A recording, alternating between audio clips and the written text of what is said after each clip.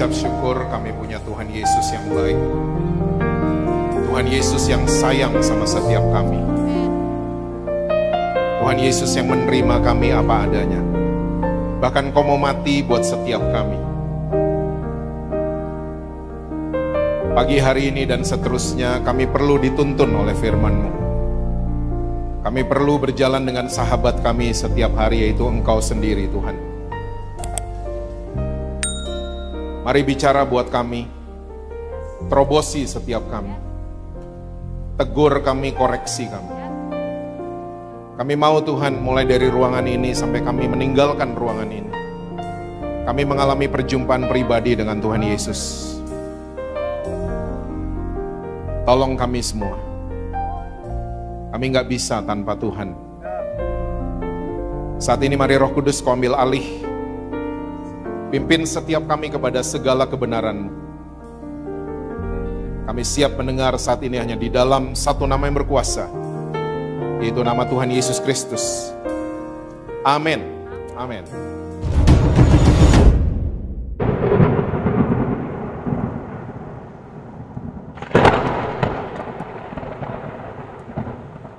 Silakan duduk saudara. Boleh kasih tepuk tangan yang meriah buat tim Praise and Worship kita. Shalom saudara-saudara. Apa kabar semuanya? Semua masih baca Alkitab? Masih percaya Yesus? Jangan sampai enggak itu ya. Oke. Saya mau cerita sedikit tentang sejarah bangsa Indonesia. Jadi kalau saudara belajar sejarah bangsa kita, ternyata waktu kita lagi perang merebut kemerdekaan, itu perangnya itu berupa keharusan. Jadi harus melawan, harus merebut kemerdekaan. Tapi kalau saudara baca baik-baik, perang pasca kemerdekaan. Jadi Indonesia merdeka tanggal berapa saudara? 17 Agustus 1945, ya, waktu perang dengan penjajah setelah 17 Agustus 1945, perang itu dinamakan perang mempertahankan kemerdekaan. Dan yang paling seru ceritanya di kota saudara, kota Surabaya. Kita kenal dengan pahlawan yang namanya Bung Tomo, ya, yang naik di Hotel Majapahit, dulu namanya apa sih itu gedung? Yang merobek warna biru bendera daripada Belanda. Dan ternyata kalau saudara baca cerita-cerita perang sesudah Indonesia merdeka, itu jauh lebih lebih seru. Karena melibatkan seluruh rakyat Indonesia. Ya, Bandung Lautan Api, Perang Ambarawa. Saya ini adalah seseorang yang gemar membaca cerita perang. Setiap ada buku-buku soal perang, saya selalu beli. Dan saya nggak cuma beli saudara, saya hafal cerita-cerita perang. Oke? Saya rasa saudara udah nggak tahu perang Patimura itu tahun berapa? Saudara masih tahu Patimura? Patimura bukan nama jalan ya saudara. Itu nama pahlawan dari Maluku, nama aslinya Thomas Matulesi. Perangnya hanya 1 tahun, 1817. Nah, itu zamannya Patimura, Hasanuddin, Imam Bonjol, itu perang merebut kemerdekaan. Ya, tapi setelah Agustus 1945, perangnya Indonesia beda. Perang mempertahankan kemerdekaan. Dan ini yang lebih seru, kenapa saya bilang seru? Karena melibatkan ya banyak rakyat Indonesia, sampai tokoh-tokoh yang terkenal itu nggak muncul setelah kemerdekaan. Karena rakyat semua berbondong-bondong ikut mempertahankan kemerdekaan. Makanya peristiwanya namanya Bandung Lautan Api, Pertempuran Ambarawa. Kita nggak tahu pahlawannya siapa. Karena banyak sekali yang ikut untuk mempertahankan kemerdekaan. Nah, kita sebagai orang Kristen, kita harus paham. Hari ini peperangan kita bukan tentang memperebutkan.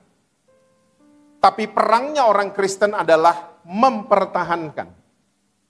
Yuk kita lihat sama-sama Efesus pasal yang ke-6. Ayatnya yang ke-11 dan 12. Efesus pasal yang ke-6, Ayat 11 dan 12. Kenakanlah seluruh perlengkapan senjata Allah supaya kamu dapat apa saudara? Bertahan melawan tipu muslihat iblis, karena perjuangan kita bukanlah melawan darah dan daging, tapi melawan pemerintah-pemerintah, melawan penguasa-penguasa, melawan penghulu-penghulu dunia yang gelap ini, melawan roh-roh jahat di udara.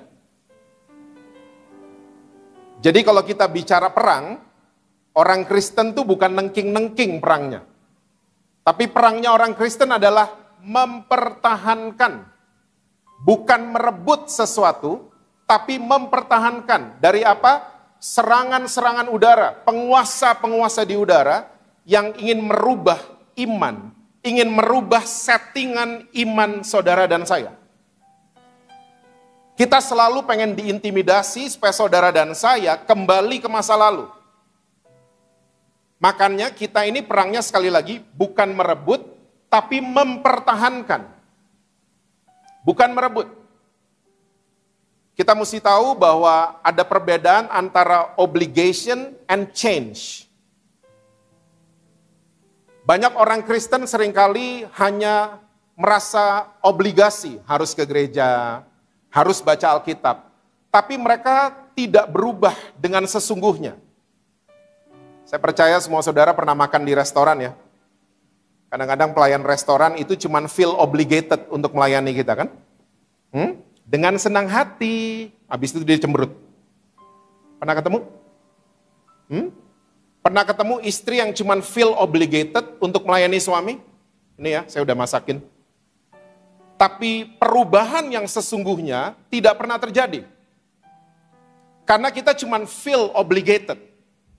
Nah, orang-orang yang paradigmanya harus merebut, tapi lupa untuk mempertahankan, akhirnya mereka jadi orang-orang Kristen yang hanya obligasi.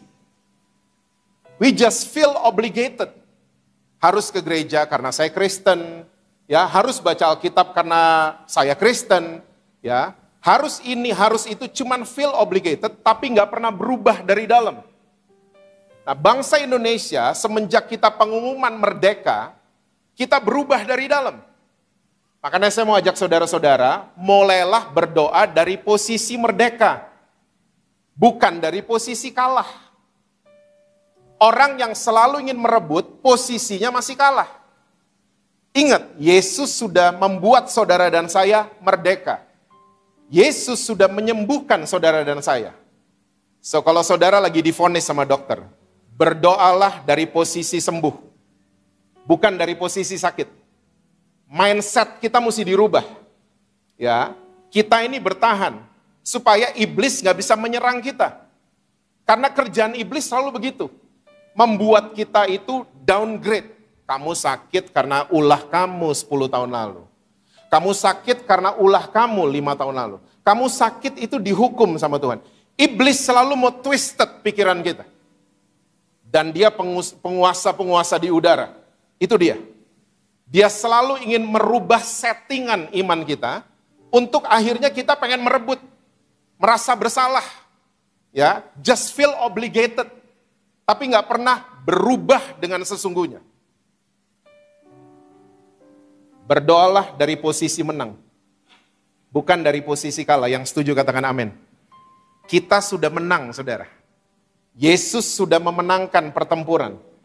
So, berlakulah sebagai orang-orang merdeka. Ya, Pak, tapi saya masih jatuh, Pak. Nah, waktu saudara jatuh, jangan terintimidasi sama iblis. Karena iblis selalu pengen intimidasi saudara supaya kita nggak maju. Kita jadi orang Kristen yang cuma jalan di tempat, noleh ke belakang, bahkan balik ke belakang, dan kita selalu nonton film judulnya Kegagalanku. Banyak orang Kristen kayak gitu, di GSJS jam 8 pagi tapi nggak ada. Kita cuma lihat ke belakang, menyesali hidup, dan terintimidasi. Akhirnya kita nggak pernah mengalami progres yang sesungguhnya. Makanya dirubah. Peperangan orang Kristen hari ini adalah peperangan mempertahankan kemerdekaan. Bukan merebut ini, merebut itu, bukan. Ya, percayalah saudara dan saya sudah dibuat merdeka oleh Tuhan Yesus. Amin, saudara. Saya akan kasih lihat sebuah cerita. tentang seorang raja. Cerita ini sangat-sangat klasik dan kita akan belajar dari raja yang satu ini. Yuk kita buka sama-sama 1 Raja-Raja 14. Ayat yang ke-25 sampai dengan ayat yang ke-28. 1 Raja-Raja 14. Ayat 25 sampai dengan ayat yang ke-28, Alkitab catat begini. Tapi pada tahun kelima, zaman Raja Rehabeam, majulah Sisak. Bukan Sirsak, bukan Cicak ya saudara. Sisak ini Raja Mesir. Raja Mesir menyerang Yerusalem. Ayat berikutnya. Ia merampas barang-barang perbendaharaan rumah Tuhan dan barang-barang perbendaharaan rumah raja. Semuanya dirampasnya, ia merampas juga segala perisai emas yang dibuat Salomo. Ini totalnya ada 300. Sebagai gantinya, Raja Rehabeam membuat perisai-perisai tembaga yang dipercayakannya kepada pemimpin-pemimpin bentara yang menjaga pintu istana raja. Ayat berikut. Setiap kali raja masuk ke rumah Tuhan, bentara-bentara membawa masuk perisai-perisai itu. Dan mereka pula yang mengembalikannya ke kamar jaga para bentara. Jadi mungkin saudara tahu ceritanya bahwa setelah Salomo lengser, turun tahta, dia menyerahkan kerajaan Israel sama dua anaknya, Yerobeam dan Rehabeam. Dan kita semua tahu bahwa dua kakak beradik ini tiba-tiba terlibat konflik. Sampai pecah kerajaan ini. Satu di utara, satu di selatan. Nah, Rehabeam, singkat cerita, dia sudah ditawarkan nasihat oleh tim advisor papanya. Ya, yang tua-tua lah, lebih tua dari dia. Tapi Rehabeam memilih untuk dapat nasihat dari orang-orang yang seumuran dia. Dan akhirnya kalau saudara baca full story-nya, Rehabeam akhirnya mulai gak denger-dengeran sama Tuhan. Mulai berbalik hatinya dari Tuhan. Dan akhirnya Tuhan izinkan kerajaan ini yang di bagian selatan diserang dan direbut oleh Mesir. Dan perisai-perisainya Salomo yang berupa perisai emas, jumlahnya ada 300, dicuri, diambil sama Sisak dari Mesir. Nah, Rehabeam belum kalah, cuman direbut semua perkakas-perkakas, dari kerajaannya Rehabeam. Nah, dia belum kalah total.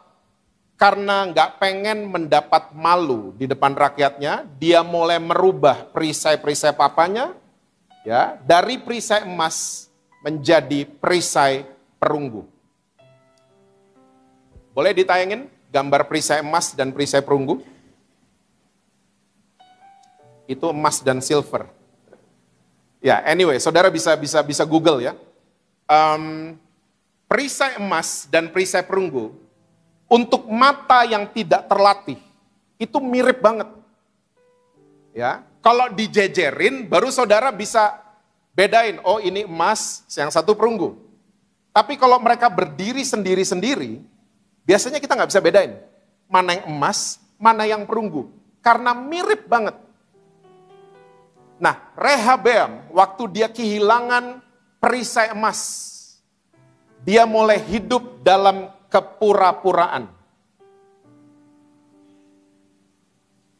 pretending, main sandiwara. Dia pengen kelihatan sama rakyatnya, dia pengen kelihatan sama tentaranya, bahwa he's still okay. Dan saudara, kita semua mesti paham bahwa emas selalu melambangkan his righteousness, posisi tepat daripada Tuhan untuk saudara dan saya. His righteousness, kita dibenarkan, kita dimerdekakan oleh Tuhan Yesus. Nah, waktu kita mulai mengalami kejatuhan, iblis nuduh kita. Seringkali yang muncul ini, orang Kristen seringkali jadi kayak Rehabeam. Kita mulai mengganti the gold shield, perisai emas, menjadi perisai perunggu. Masih ada perisainya. Mirip. For untrained eyes, untuk mata yang tidak terlatih, mirip emas sama perunggu. Dan tanpa kita sadari, kita mulai hidup dalam kepura-puraan. Saya menemukan banyak orang Kristen hari ini jago dalam hal pretending. Jagoan dalam hal pura-pura. Di GSJS nggak ada. Adanya di gereja 3 jam. Kita pinter pura-pura. Kita nggak mau menggunakan perlengkapan rohani kita. Yang namanya perisai emas. Yuk kita balik ke Efesus 6 ayat 16. Coba lihat.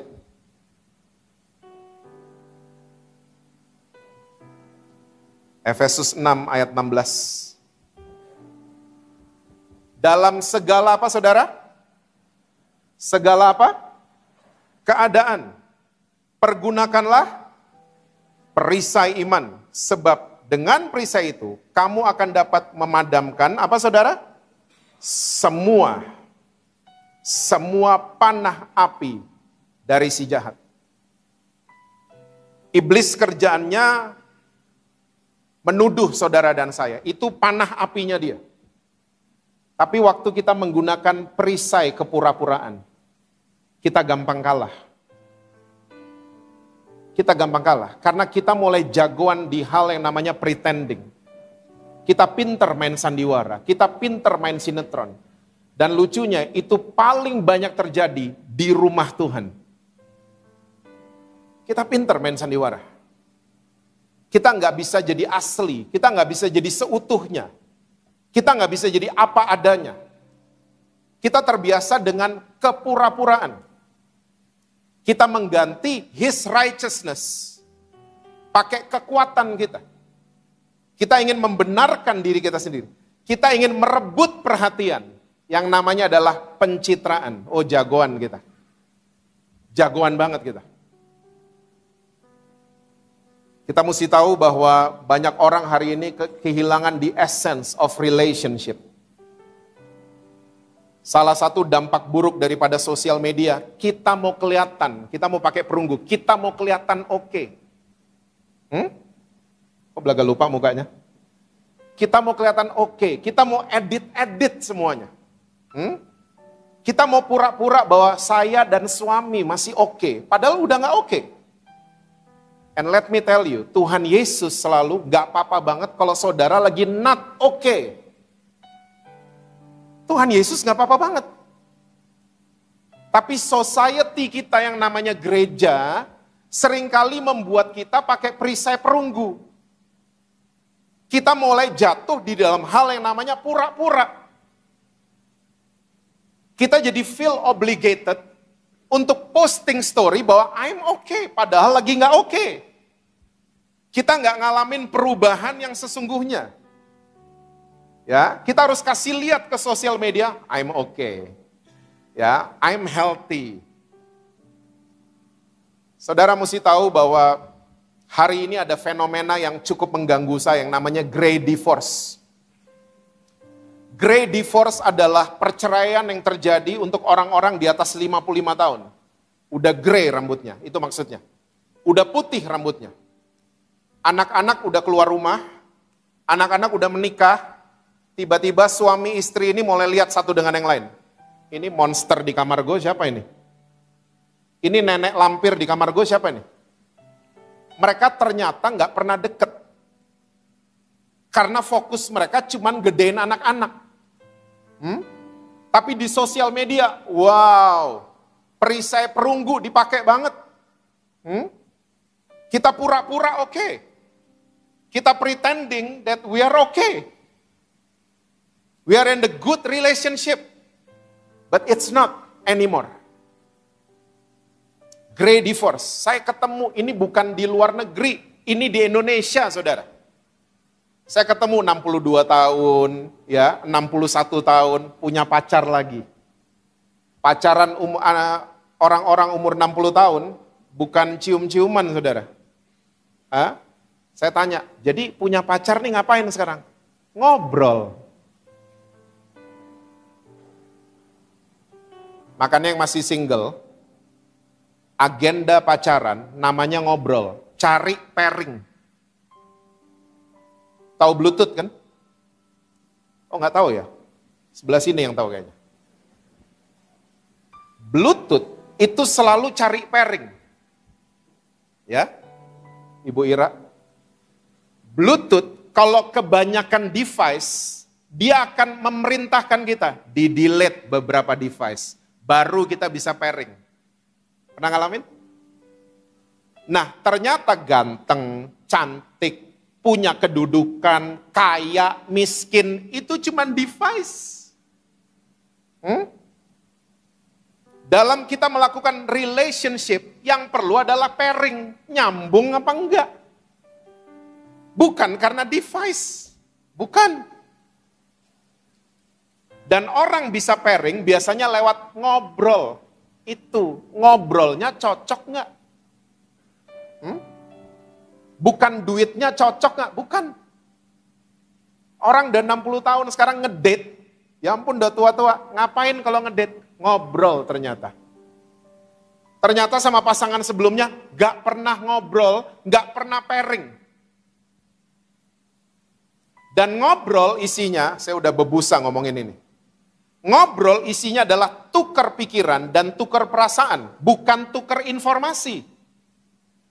Saya tadi makan di sini, saya tadi nonton Mission Impossible, saya tadi dijemput sama ini. Itu tukeran informasi namanya. No. Tukar pikiran dan tukar perasaan. Belajar komunikasi apa yang kita pikirkan, kaum pria. Amin, kaum pria.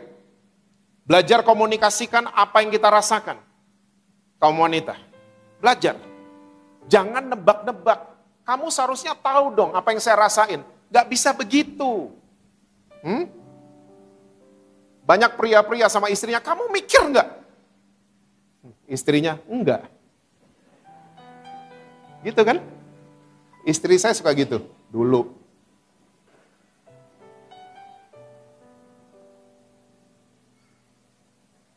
Kita mesti jago, jadi a good communicator. Jago mengungkapkan pikiran dan perasaan. Itu pairingnya akan ketemu. Jangan cuma feel obligated, ya udah kita keluarga kan. Tapi change yang sesungguhnya nggak ada. Kita terbiasa akhirnya pencitraan, jaim, jaga image. Depan orang-orang ya kita husband and wife lah. Dan saudara mesti tahu, silent divorce juga udah di mana-mana. Kita kehilangan esensi dalam kehidupan karena kita terbiasa dengan pura-pura. Terbiasa dengan kepura-puraan. Masih satu rumah, gak pernah ke pengadilan, tapi udah beda kamar. Pernah ketemu? Di guest gak ada soalnya, makanya saudara kelihatan bingung. Kita cuma pura-pura doang. Kita pakai perisai perunggu. Kita kehilangan his righteousness. Nah, saudara tolong catat baik-baik. Righteousness punya pengertian posisi yang tepat. Waktu kita mulai jago dalam hal yang namanya pura-pura, kita akan kehilangan posisi yang tepat di hadapan Tuhan. Makanya Alkitab bahasa Indonesia kadang-kadang suka membingungkan, kata righteous dan truth, dua-duanya sama, diterjemahkan ke bahasa Indonesia, namanya adalah kebenaran. No, his righteousness, bahasa Yunaninya dekayu. Ya, kalau diterjemahkan ke bahasa Inggris artinya adalah jurisdiction. Bahasa Indonesianya posisi.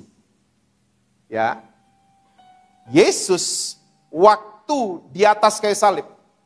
Tolong ingat ini baik-baik. Waktu di atas kayu salib terjadi the greatest trading, pertukaran terhebat sepanjang masa. Yesus itu righteous. Saudara dan saya unrighteous. Yesus posisinya tepat. Kita posisinya nggak ada yang tepat. Kita adalah makhluk yang berdosa sudah. Oke? Tapi di atas kayu salib. Ditukar sama Tuhan Yesus. Saudara dan saya menerima his righteousness. Posisi yang tepat. Yesus tiba-tiba jadi unrighteous. Makanya dia teriak di atas kayu salib. Why you forsaken me? Kenapa engkau tinggalkan aku? Karena Yesus jadi hang posisinya. Unrighteous. Demi apa? saudara dan saya mendapatkan posisi yang tepat di hadapan Bapa di surga. The greatest trading yang pernah terjadi untuk umat manusia. Ditukar sama Yesus. Tapi iblis pinter. Ya, karena dia penguasa di udara, dia serang isi kepala kita. Dia serang settingan iman kita. Akhirnya iman kita nggak pakai gold shield. Kita bukan bertahan, tapi kita ingin merebut attention. Dengan pencitraan, dengan pura-pura. Gak bisa apa adanya. Coba orang yang pura-pura pernah ngalamin kemerdekaan? Enggak, saya pernah pura-pura soalnya.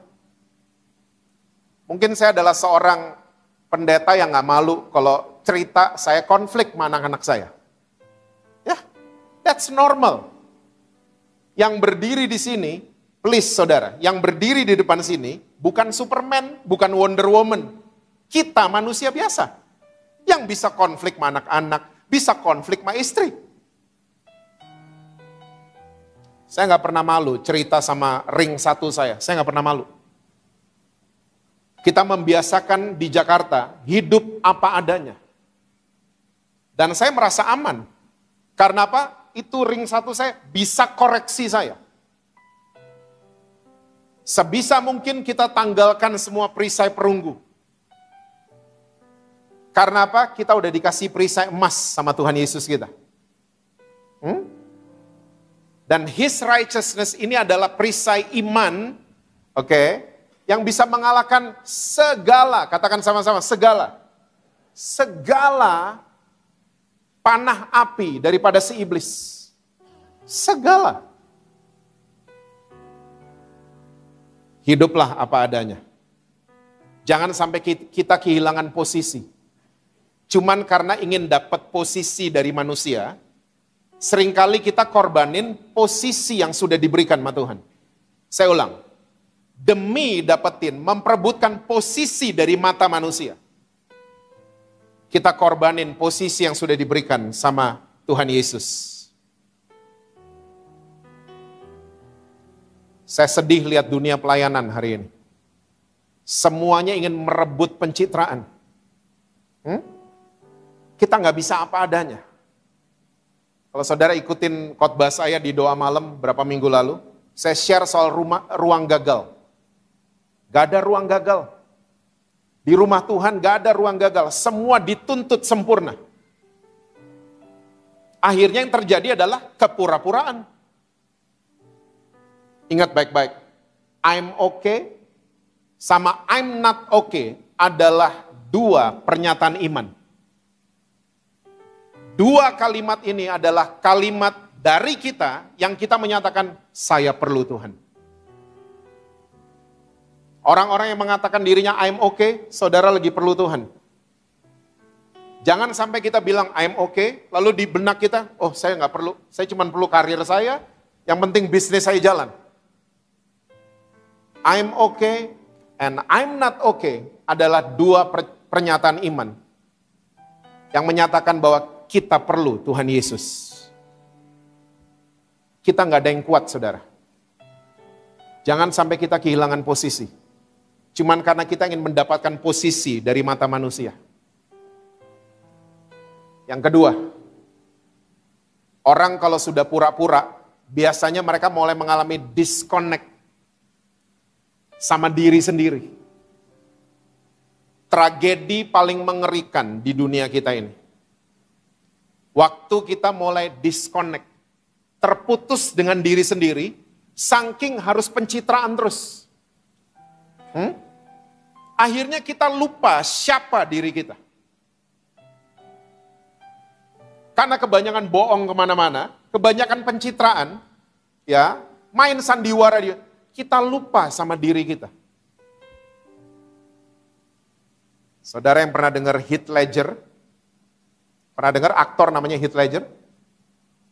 Oh sini yang pernah, saya pindah sini. Heath Ledger memerankan peran Joker di film The Dark Knights. Yang saudara mesti tahu, waktu mau syuting film tersebut, Heath Ledger mengurung diri di apartemen di kota New York. Dia minta disconnect fax machine, masih tahu mesin fax? Fax machine, telepon, televisi cabut semua dari apartemen itu. Saya cuma mau ada di apartemen itu, saya dengan skrip film The Dark Knights. Dia jadi Joker. Joker itu musuhnya Batman yang psikopat. Ya, psikopat banget. Dia pelajari 3 bulan. Dia disconnect sama dunia luar. Waktu mulai syuting, wow. Sutradaranya sampai geleng-geleng kepala. Ya, karena Heath Ledger, dia memerankan Joker dengan luar biasa, jadi psikopat. Tapi setelah syuting film tersebut, Heath Ledger lupa kalau dia Heath Ledger. Dia lupa. Dia pikir dia Joker. Setelah syuting film The Dark Knights, Heath Ledger memutuskan untuk bunuh diri. He got carried away. Kebawa sama karakternya Joker. Orang kalau pura-pura, main film pura-pura kan? Main sandiwara pura-pura kan? Orang kalau kebanyakan main sandiwara, jadi drama queen, drama king, lama-lama dia lupa sama dirinya sendiri. Dia lupa dia siapa? Rehabeam, dia lupa dia anaknya siapa? Dia harus jaim, harus jaga pencitraan papanya dengan bikin perisai perunggu. Dia lupa. Hari ini saking pencitraan kita lupa anak-anak kita siapa. Kita lupa. Just to feel obligated, harus kasih story ke sosial media. Harus kasih lihat ke teman-teman that we are okay. Ternyata anak-anak kita banyak yang gak oke. Saya kemarin ngomong sama anak-anak saudara. Di kebaktian jam 4 dan jam 6 sore. Wow. We had a 5-star stock. Saya ini ngerasa kayak iPhone 6 saudara. Saya berada di tengah-tengah iPhone 1 dan iPhone 16. Ngerti maksud saya? Saya itu nyambung sama orang tua. Saya nyambung sama anak muda. Dan yang saya temukan, kelompok orang tua gak pernah nyambung sama sama anak-anak muda. Mereka cuman pencitraan. Anak-anak saya oke, ganteng kan mereka, cantik kan mereka. Tapi mereka gak pernah dapetin the real connection. Mereka gak pernah menemukan the essence of relationship sama anak-anak mereka. Terbiasa pura-pura, kita gak tahu diri kita lagi, kita gak tahu anak-anak kita seperti apa. Saya cuma mau pesan sama orang tua yang hadir pada pagi hari ini. Dan yang nonton dari manapun. Kasihi anak-anak kita more and more. Amin saudara. Jangan pernah celak mereka stroberi. Itu perkataan iman. Stroberi itu bagus. Dipencet penyok, jatuh hancur. Terus kita katakan anak kita stroberi. Saya nggak mau. Anak-anak kita adalah anak-anak yang sehat, dicintai Tuhan, punya masa depan yang luar biasa. Jangan dicelak stroberi. Ya habis mereka begini, begitu segala macam. Saudara, ingat baik-baik. Hari ini waktu kita menjadi parents, beda sama zaman dulu waktu saya masih kecil. Beda. Papa mama saya dulu nggak lihat Google. Ya, nggak punya YouTube. Mereka nggak punya informasi. Orang tua hari ini, kita perlu mengandalkan hikmat Tuhan. Gak bisa copy paste. Saya dibesarkan sama orang tua saya copy, saya paste ke anak-anak. Beberapa masih oke. Kayak disiplin, proses, konsisten, itu ajarin ke anak-anak kita. Tapi yang lain belum tentu masih relevan. Kita yang mesti berubah. Jangan nuntut anak-anak yang berubah. Dan kalau anak-anak ada sesuatu yang mesti dipertanyakan adalah pola asuh. Bukan mereka yang disalahin. Pola asuh patut dipertanyakan. Dan lingkungan mereka. Jangan kebanyakan koreksi sama anak-anak. Kita kalau nggak dapat wifi, kita datengin kasirnya. Mbak, passwordnya benar nggak? Kayaknya salah Mbak. Kita kayaknya maksa harus terkoneksi sama wifi. Kita gitu nggak sama anak-anak? Seperti kita sama wifi.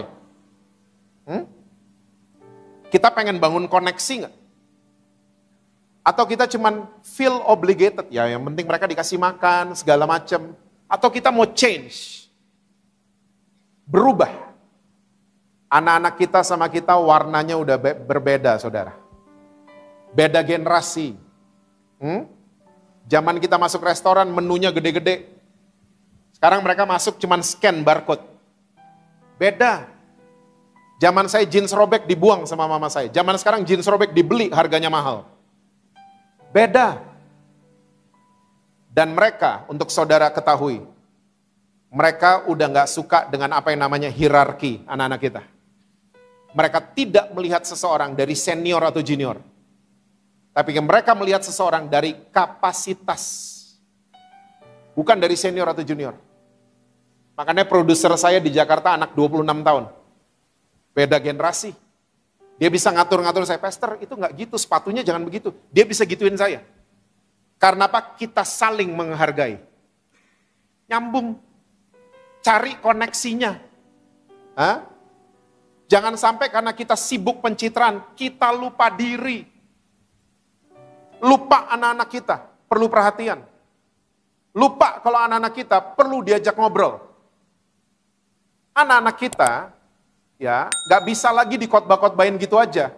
Saya dulu digituin masih ampuh. Saya dulu lagi main, papa cuman melotot terus batuk. Saya masuk, lihat papa masuk kamar langsung. Anak-anak sekarang, saya pernah gituin anak saya soalnya yang nomor 2. Langsung dibalas, batuk Dad. Beda. Mereka udah beda soalnya. Saya bicara seperti ini bukan teori. Karena saya mengalami waktu-waktu yang sulit dengan anak saya yang nomor 2. Namanya Pangeran. Halo Pangeran. Kalau kamu nonton. Kita melewati masa sulit. Dan baru-baru aja nih. Karena 2 anak saya tuh puji Tuhan, dua-duanya ranking 2. Kakaknya dari atas, Pangeran dari bawah. Kakaknya otak kirinya kuat, Pangeran otak kanannya yang kuat. Saya dulu berusaha ya membuat Pangeran sama dengan kakaknya. Mereka beda. Mereka ciptaan Tuhan, dua-duanya unik, dua-duanya. Saya yang berubah. Saya pernah satu kali ada di luar Indonesia, saya sudah bertekad, saya tidak mau beliin dia oleh-oleh. Pangeran. Tuhan tegur saya. Tuhan ngomong gini, Jess, Adam dan Hawa siapa orang tua mereka? Saya ditanya gitu. Tuhan tuh kalau tanya tuh ngeri-ngeri loh pertanyaannya. Ya, saudara baca kitab Ayub, waktu Ayub ditanya ngeri-ngeri semua pertanyaannya. Siapa orang tua Adam dan Hawa? Saya bilang, siapa Tuhan? Setahu saya mereka pasangan suami istri paling bahagia karena gak punya mertua.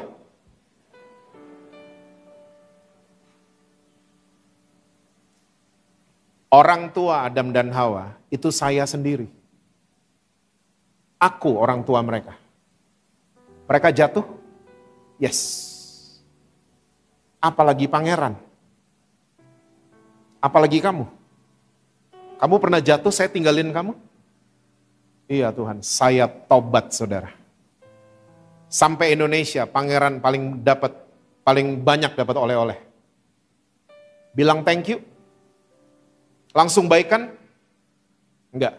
Tapi saya dirubah sama Tuhan. Saya berubah. Change.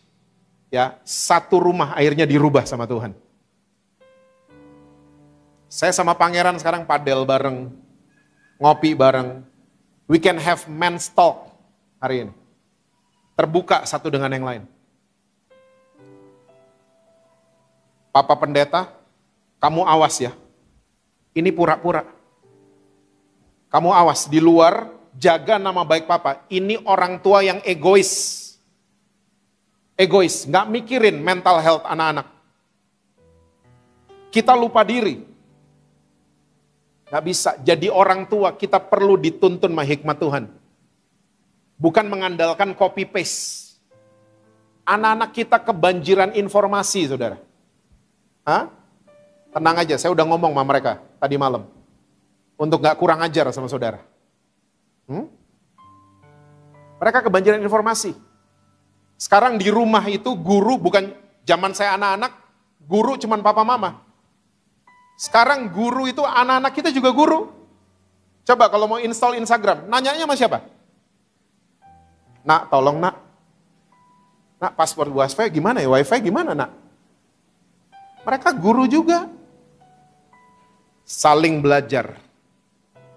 Dan yang saudara mesti tahu, musuh dari anak-anak kita hari ini jauh lebih mengerikan dibanding musuh generasi kita. Jauh lebih mengerikan. So, kenali mereka dengan gold shield. Kenali mereka tentang the beauty of our Jesus Christ. Kenali mereka, jangan takut-takutin mereka. Mereka tuh udah kebanjiran informasi. Dan kalau saudara gak pernah ngobrol sama mereka, sudah ada teman ngobrol di handphone mereka namanya ChatGPT. Udah ada anak muda yang disuruh bunuh diri sama ChatGPT. Sudah ada anak muda yang pacaran sama ChatGPT. Musuhnya anak-anak kita jauh lebih mengerikan dibanding musuh generasi kita. Jangan cuman saking kita sibuk sama pencitraan, preset tembaga, preset perunggu, kita lupa diri. Kita lupa mana anak kita. Tampil apa adanya. Tampil apa adanya. Biarkan Yesus yang berperang buat saudara dan saya. Dia sudah kasih perisai itu saudara. Perisai, His righteousness. Saudara dan saya sudah merdeka. Ya, kepura-puraan membuat kita hidupnya gak merdeka akhirnya. Tutup sana, tembel sini. Akhirnya gak pernah merdeka. So, saya mau ajak saudara sekali lagi. Berdoalah, berperanglah dari posisi merdeka. Jangan lagi hidup dalam kepura-puraan. Ya, Yoel 2 ayat 13 coba ayat terakhir.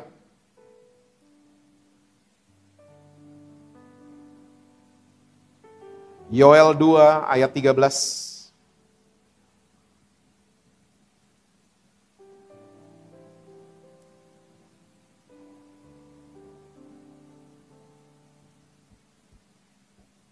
Koyakkanlah apa saudara?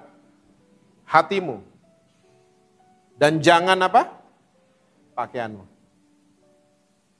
Yang maksudnya Yoel tuh gini, yang mesti dibenerin, dikoyakkan bukan baju. Tapi yang di dalam. Jangan cuman pinter dandan, tapi di dalam hancur. Koyakkanlah hatimu. Dan bukan your garment. Menurut Alkitab bahasa Inggris. Bukan pakaianmu, bukan dandananmu. Di dalam yang perlu disetting. Di dalam yang perlu diedit. Bukan di luar yang diedit terus. Dengan kepura-puraan. Berbaliklah kepada Tuhan Allahmu. Sebab Ia pengasih dan penyayang, panjang sabar dan berlimpah kasih setia. Dan Ia menyesal karena hukumannya. Tuhan kita adalah Tuhan Yesus yang baik, saudara. Ya, Dia selalu menerima saudara dan saya waktu kita berbalik kepadanya. Kalau pura-pura, iblis yang diuntungkan. Tapi tampillah apa adanya. Orang yang banyak terbuka, dia banyak mengalami kesembuhan dan pemulihan. Amin, saudara. Saya percaya Tuhan Yesus kita selalu ada di pihak saudara dan saya. Dan kalau kita sudah percaya Tuhan di pihak kita, siapa yang bisa melawan kita? Tidak ada. Yesus sayang sama saudara dan saya. Tuhan berkati saudara-saudara semua. Selalu sukses. Harmonis di rumah. Rekening BCA, BRI, Mandiri, Permata selalu penuh buat saudara. Kenceng ya aminnya kalau gitu-gitu.